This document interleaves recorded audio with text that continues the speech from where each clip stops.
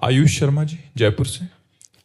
राधे राधे महाराज जी। महाराज जी, क्या दृष्टा व साक्षी बनने के अभ्यास से कर्मातीत अवस्था को पा सकते हैं?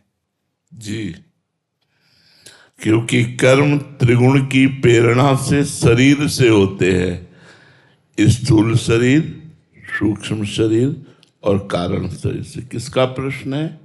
हाँ, जो कर्म होते हैं वो तीन गुणों की प्रेरणा से स्थूल शरीर, सूक्ष्म शरीर और कारण शरीर के द्वारा होते हैं। और जो दृष्टा है वो इन तीनों शरीरों से अलग है।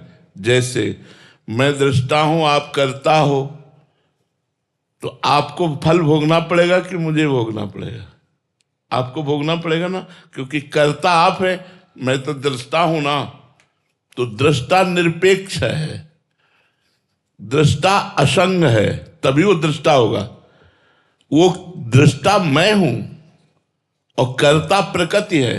गुणानुगुण वर्तन्ते मनुष्या पार्थ सर्वशा। गुणों में ही गुणवरत रहे हैं। त्रिगुण के रचित, त्रिगुण में प्रभाव से प्रभावित होने वाला ये शरीर और त्रिगुण, इसी से सारे कर्म हो रहे हैं। अज्ञान के कारण मैं कर्ता बन गया, उसी कर्ता के कारण अहंकार, जिसे कहते हैं अहंकार विमूढ़ात्मा कर्ता हमिति मन्यते, देहाभिमान ही कर्ता भाव को प्राप्त होता है। जहां देहाभिमान कर्ता भाव को प्राप्त हुआ, वो चैतन्य घन परमात्मा स्वरूप, तो उसे पुनरपि जननम पुनरपि मरणम पुनरपि जननी जठरे शयनम अवश्य में वो भोक्तव्यम कृतम कर्म शुभाशुभम। उसे शुभ अशुभ सब कर्म भोगने पड़ते हैं। यदि वो अपने दृष्टा स्वरूप में रहे तो प्रारब्ध भोग शरीर भोगेगा।